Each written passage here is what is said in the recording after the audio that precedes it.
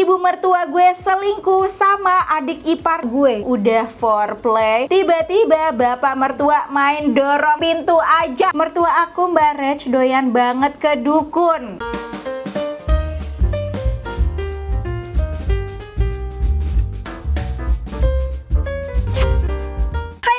Welcome back to my channel, Azik. Hey, apa kabar semuanya? Balik lagi di channel Rachel Godard. Segmen kesayangan teman-teman nih, apalagi kalau bukan curhatan. Jadi kemarin gue udah tanya di Instastory gue, coba ceritain drama tinggal bareng mertua. Pinisirin. Jempolnya mana? Jempolnya mana? Like dulu dong videonya, abis itu subscribe dan share ke seluruh sosial media yang kalian punya. And now let's move on to the video. Drama tinggal bareng mertua gue, abis nikah gue langsung diboyong ke rumah mertua. Besoknya ibu mertua gue minta tolong ke gue karena HP-nya error. Sebagai menantu yang baik, langsung lah gue ambil handphonenya. Pas gue lagi benerin, tiba-tiba ada notif WhatsApp nih. Gue buka dong, berani ya. Dan betapa kagetnya gue, ternyata ibu mertua gue selingkuh sama adik iparnya bapak mertua gue. sama siapa tuh? Adik ipar bapak mertua gue. Oh, Wow, seru. di situ gue gemeter banget, jir, nggak ada yang tahu selain gue. Akhirnya gue sadap HP ibu mertua gue, dan di situ ngomongnya udah sampai hal-hal yang gila banget sih menurut gue. Mereka sampai sewa kamar, jir.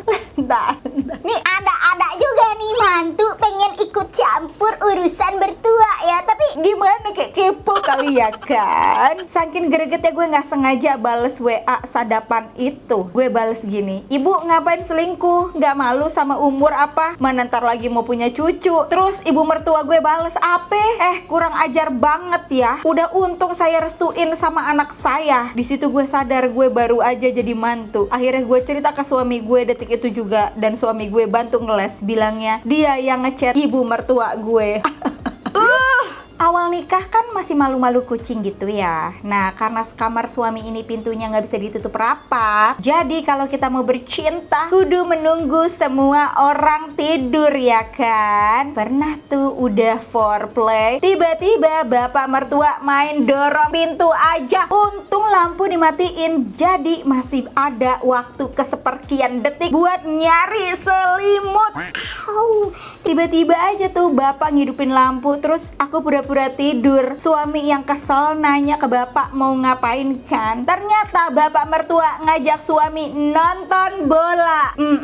Udah kesel, malu, takut, campur aduk gitu. Habis itu aku ngambek ke suami dan minta pindah. Gak lama dari situ kita ngontrak, Cel. Tapi tetap malunya sampai sekarang. dan 3 juta subscriber Rachel Godard tahu tentang hal ini. Semenjak pindah ke rumah mertua, pertama kalinya nih aku ngerasain yang namanya kecurian. Ya hilang jam lah, perhiasan lah, duit receh aja bisa hilang. Aku nggak mau suzon awalnya, tapi udah nggak karuan banget nih hilang-hilangannya. Padahal aku tuh orangnya apik, kalau di tempat ramai aja aku nggak pernah kecopetan.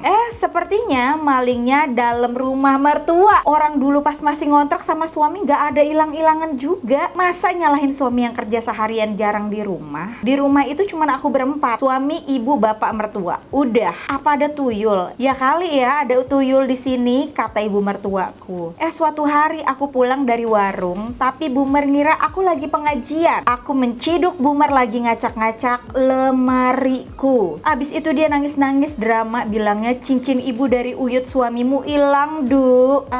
Playing victim gitu ya kan. Kayaknya diambil tuyul itu. Jadi ibu nyari di lemarimu, tak kira kamu yang nyimpan. Ini dia, sambil ngeliatin cincin kawinku. Bu, itu mah cincin kawin aku. Oh iya, tak kira cincin yang hilang. Maaf ibu, udah pikun juga. Wih, udah jelas-jelas dia lagi cosplay kucing ngaduk-ngaduk sampah. Ada aja alasannya. Aduh, maling males nih kayak gini-gini nih. Bapak gue kacel hobi karaoke. Pagi-pagi udah buka lagu judul Mandarin, mana setiap hari lagi. Oh, baik. Sampai tetangga gue tahu pas ada lagu Mandarin bapak gue tuh ada di rumah. Emang suaranya sekenceng itu. Oke. Sampai pusing dengernya. Dan yang bikin malu tuh kalau udah gerah suka buka baju. Pakai pakai kolor doang lagi. Joget sana sini udah ngalahin Mbak Dewi Persik. Kuda garap. Pernah juga beberapa kali kalau lagi ada abang bakso, abang tahu bulat, pokoknya yang lewat di rumah semua diajak karaoke. Oh, kesepian mungkin dia ya kan? Kalau nolak dia bakalan ngambek. Terus gue iseng ajak besti gue psikolog ke rumah. Ternyata bapak gue ada gejala ADHD. Pantesan segak bisa diem itu. Mertua aku Mbak Rech doyan banget ke dukun. Sakit dikit ke dukun. Jimat di rumah udah banyak banget. Abis jual tanah, duitnya abis sama dukun. Didatengin keluarga musuh ya sering karena ketahuan nyantet.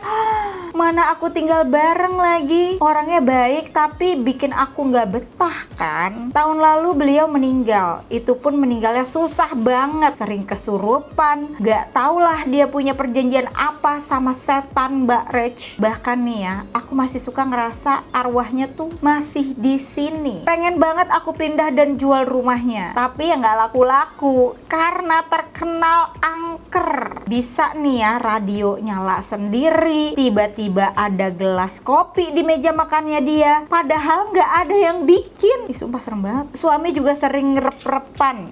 Repan apa sih? Oh, yang tidur nggak bisa bangun itu ya? Kirain hidup aku akan lebih baik pas dia meninggal. Taunya malah begini. Ini definisi mati hidup nyusahin emang. Awalnya nggak nyangka banget pas tinggal bareng sama mertua. Gue sering diajak dugem bareng coy. Oke. Emang bokap nyokap suami gue masih 50-60 tahun lah. Ya walaupun umur segitu kan gile bener nih. Semangatnya masih fit ya. Tapi saking menolak tuanya nih, mertua gue pada jago mabok jir. Gue aja sampai disuruh cuk soju apa sih? Minum soju gitu maksudnya ya. Gue sebenarnya nggak doyan-doyan amat dugem, jadi kepaksa hampir tiap malam nemenin mereka. Oh mungkin ini kayak lagi puber kedua kali ya. Malah suka disangka lagi double date. Tapi anehnya kalau lagi nemenin salah satu mertua, either itu bokap atau nyokap doang, mereka beneran bisa beda banget. Kalau lagi nemenin bokap doang, gue sering lihat dia nyawer dan flirting ke cewek-cewek yang disawer tuh bocil-bocil masih SMA kuliah gitu coy. Pernah juga bokap berantem di klub Bali ampe rame deh tuh klub. Aduh. Terus kalau nganter nyokap doang, jadi wild parah. Ampe joget-joget di atas meja. Udah gitu nyokap mertua gampang banget muntah. Ampe gue mulu yang disuruh bawa kantong plastik dan gue yang beresin. Oke. Tapi kalau mereka lagi bareng tuh santun banget cuy. Udah kayak mafia-mafia lagi dugem aja gitu. Emang nih mertua gue telat nakalnya. Nggak mau lagi balik ke rumah mertua. Aduh, kenapa nih? Mertua gue kak joroknya minta ampun. Ini caps lock semua baik. Masa pagi pertama gue tinggal di sana, pas gue mau ke toilet, gue udah disambut sama tokai ngambang di kloset duduknya. Udahlah baunya minta ampun dan ada coklat-coklatnya di dinding toiletnya yang cuma di semen. Nah kayak gitu kan, gue benci banget tau gak sih joroknya toilet di rest area. Nah kayak gitu deh, please gue cuma mau bertahan seminggu karena udah disiram balik-balik lagi tainya. Ini kayaknya permasalahannya di klosetnya kali. Aduh, gua nanya mertua malah dibalik marahin. Katanya nyiram kloset aja nggak bisa. Aduh, mohon maaf. Aduh kasihan. Aku pertama kali nih di rumah mertua, handuk mertua tak pakai keset. Wah, gimana? Kirain keset soalnya di bawah. Ternyata jatuh. Udah gitu mana rombeng-rombeng dan dekil item-item. Sedih banget. Ya nenek-nenek jemping aja kalau lihat itu pasti ngiranya udah nggak kepake. Jadi kain gombal atau apalah itu. Makanya aku pakai keset deh. Duit gue selalu diembat Kak Cel. Entah gue taruh di lemari, di kantong baju, di bawah kasur, juga ditemuin sama doi. Belum lagi dia minjem duit kadang 100.000, kadang 50.000. Nggak pernah dikembaliin. Terus ceritalah ke tetangga kalau dia sendiri yang menghidupi anak dan mantunya. Jijik banget nggak sih? Kenapa ya? Tipe-tipe orang kayak gini tuh banyak banget nih di Indonesia. Mertua atau orang tua yang suka ngambilin duit anaknya. Kenapa gitu loh? Udah bukan dijadiin ATM lagi, Tapi udah kayak budak kayak gitu, diambilin duitnya kayak nggak. punya perasaan gitu loh mertuanya. Kenapa ya? Hai Kak, semoga dibaca ya. Pas awal punya bayi, aku tinggal sama mertua. Pernah suatu ketika anakku tuh nggak mau pup selama 6 hari. Dan juga tiap abis nyusu atau ASI selalu muntah. Dan itu banyak banget. Sebagai ibu muda aku tentu panik dong. Dan kebetulan juga waktu itu sebulannya aku cuma dijatah 3 juta sama mertua. Karena gaji suami dikirim ke ortunya. Bisa begitu? Berhubung masih punya utang yang lumayan banyak Kak. Oh oke. Utang sama mertua gitu ya. Oke. Pas mau bawa anak ke dokter spesialis, aku kekurangan uang dan tentunya bilang suami dong. Dan suami aku nyuruh aku minta ke ortunya. Dan kakak tahu apa yang ibu mertuaku bilang pas aku minta duit buat berobat anak? Dulu ibu bawa anak ke dokter spesialis nggak nyampe tuh 200.000. Nggak kayak kamu dikasih uang 3 juta belum sebulan udah habis. Gila nih, spontan aku jawab, coba ibu sekarang bawa uang 2.000 beli beras sekilo, dapat nggak? Mertuaku diem, abis itu aku yang mewek. Aku telepon orang tua minta jemput bawa pulang ke rumah, antar ke dokter. Pas mau pulang aku dikasih duit 1 juta sama mertua dan aku nggak ambil. Aku lebih baik gadein motorku buat berobat anak daripada ambil uang itu. By the way, aku sama suami LDR Kak. Aduh, ini berat banget sih kalau udah sama suami LDR terus disuruh tinggal bareng sama mertua yang apa-apa tuh diingetnya tuh masa lalu gitu. Uang 200.000 ke dokter spesialis. Hah, Zaman dulu juga kagak ada dokter spesialisan.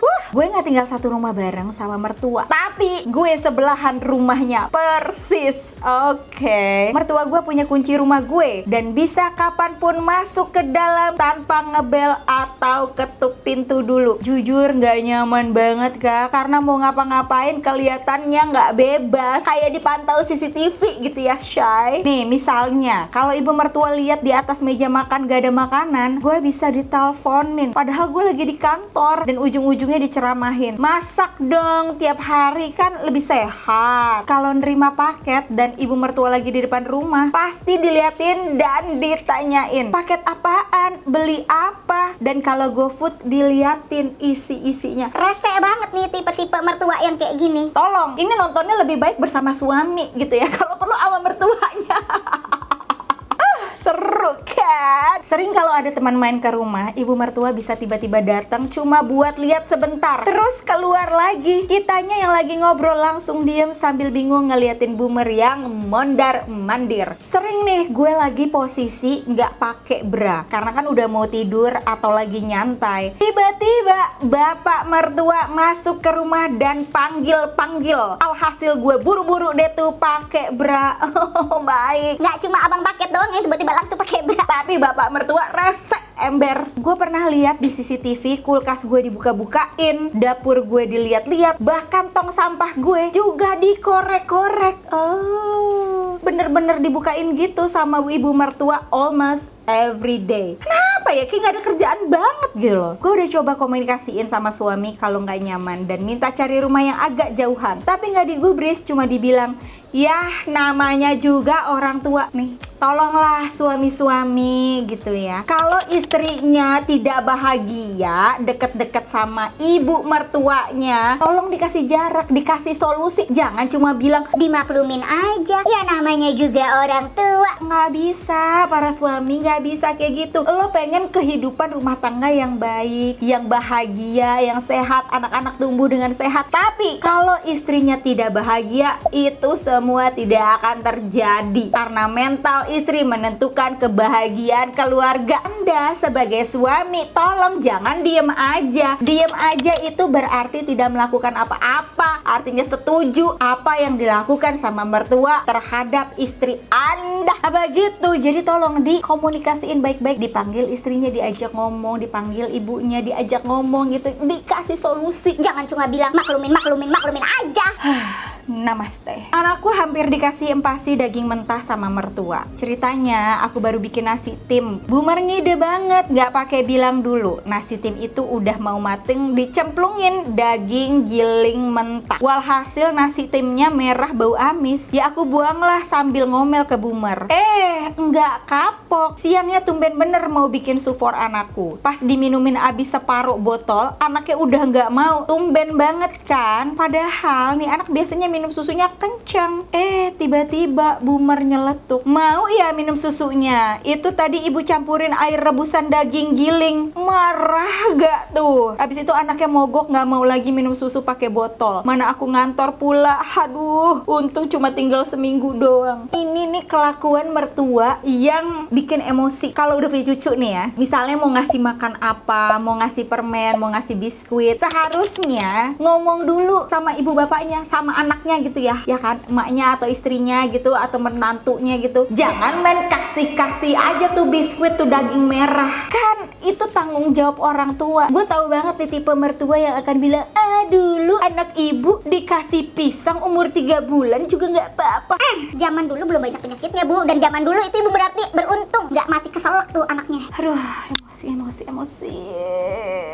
Ikutan kak, tapi please blur nama dan foto aku. Pernah tiba-tiba jam 5.30 pagi ditawarin bayi sama mertua. Kebetulan beliau adalah bidan senior. Pas telepon suami yang angkat, boomer. Nah, kamu mau gak bayi? Ini ada bayi bagus. Ibu kenal sama ortunya. Kalau kamu mau, ini loh ada suami. Hah? Bayi? Buat apa, Bu? Ya bayi buat kamu sama istrimu. Buat pancingan. Kan istrimu gemuk. Kamu juga ngerokok. Suami bilang, ada-ada aja nih ibu. Aku sama istriku masih setahun nikah. Wajar aja belum dikasih. Gak usah aneh-aneh. Padahal aku tanya ke mbak-mbak iparku yang dari suami juga semua. Mereka hamil setelah 1 tahun menikah. Nih kayak Nih ambil nih anak bayi. Bapak nawarin anak anjing buat diadopsi. Tolong banget ibu.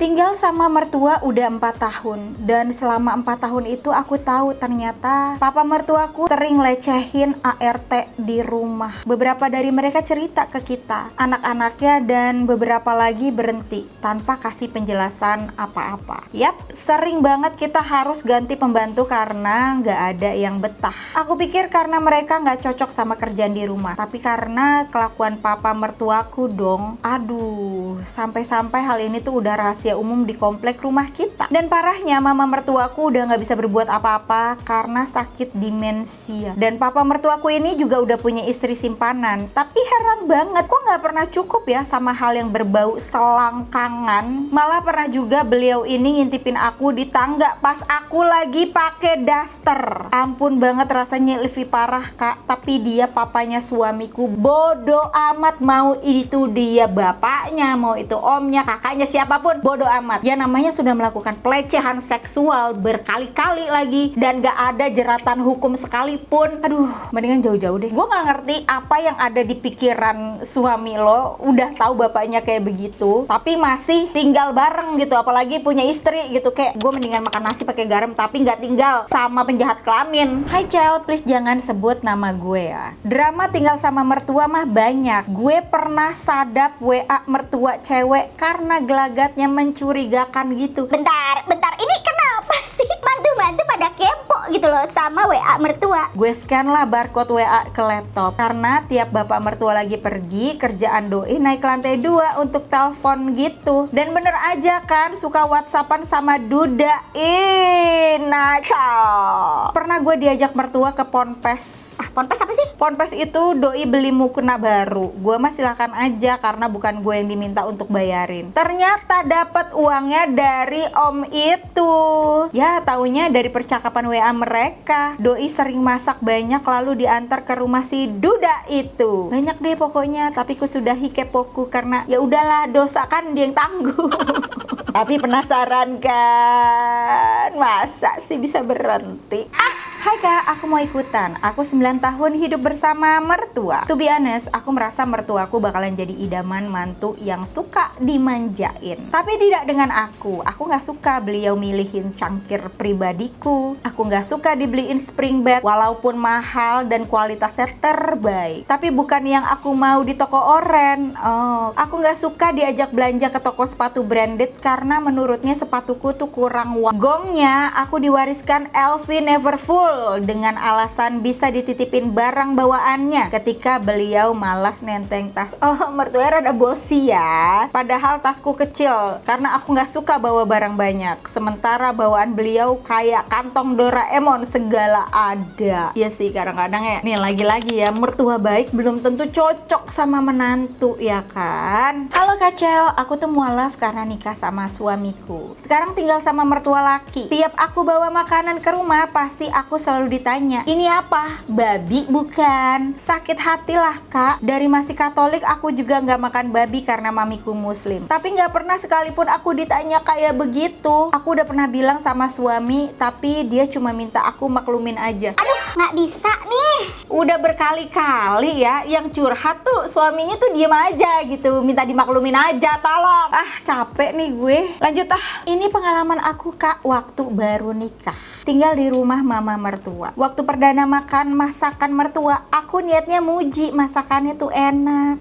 Tiba-tiba akunya muntah pas lagi makan sayurnya. Sebagian udah di kerongkongan, sebagian nyangkut di behel. Kayaknya aku kekenyangan juga soal mama mertua maksain nyoba semua masakannya. Malu banget kak. Papa mertuaku hobi debat kak. Paling salah banget pokoknya kalau lagi ngumpul di ruang keluarga sambil nonton TV. Segala juga didebatin. Sampai SpongeBob joget-joget bareng ubur-ubur aja didebatin. Dibilang gak lumrah lah. Ada keju di laut joget-joget. Kalau lagi nonton berita udah bukan lagi nih kak. Debat bisa berjam-jam. Masalahnya dia ngajak ribut kalau kita gak sepaham. Paling pusing menjelang pilpres kemarin. Kita sampai book liburan langsung gas setelah nyoblos. Pas debat pilpres aja papa mertua sampai lempar piring pas tahu tetangganya yang sebelah pilih capres yang beda. Tapi losernya dia tuh kagak marah-marah di depan orang lain, tapi yang kita kenal. Aku sama suami udah nyiapin mental ngomongin bakal pindah ngontrak. Kita diceramahin sampai subuh. Dikira kita masih remaja apa nggak bisa kurus keluarga sendiri. Sampai bilang kalau anakku bakalan celaka kalau aku tiba-tiba blank nggak ngejagain. Tapi emang ada tahu orang yang suka banget berdebat gitu. Tapi yang nyebelinnya kebanyakan nih orang-orang kalau ngerasa orang lain pendapatnya beda sama dia tuh kayak nggak bisa terima, kayak harus sama nih ya. Kalau gue bilang 2 tambah 2 itu 6, Ya pokoknya harus 6. Kalau lo bilang 5, lo salah. selalu nih ada, pasti ada nih. Wah, ini bapak-bapak pasti lulus S3 Facebook nih ya. Jangan sampai diajak ke Instagram, Apalagi sampai ke TikTok, rame nanti ya. Oke guys, itu dia tadi cerita Cutime drama tinggal bareng sama mertua. Kalau lo suka dengan video ini, jangan lupa di like, di subscribe, dan diaktifin notifikasinya nih, lonceng di sini. And once again, thank you so much for watching. I'll see you on my next video. Stay kece, bye bye, bye bye, bye bye.